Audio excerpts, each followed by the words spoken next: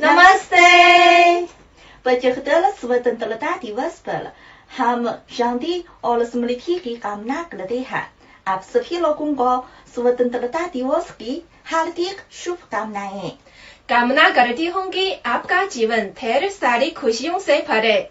Happy independence day. आज हम आप लोगों के लिए एक खास कविता सुनाएंगे। ये कविता भारत में बहुत प्रसिद्ध है। सारे जहां से अच्छा हिंदुस्तान हमारा, हम बुलबुलें हैं इसकी, ये गुलदस्ता हमारा। गुर्बत में हो अगर हम, रखता है दिल वतन में, समझो वजह है नहीं, दिल हो जहां हमारा। पर्वत वो सबसे बंजा, हम साया आसमां का, वो संतरी हमारा, वो कास्बा हमारा। सारे जहां से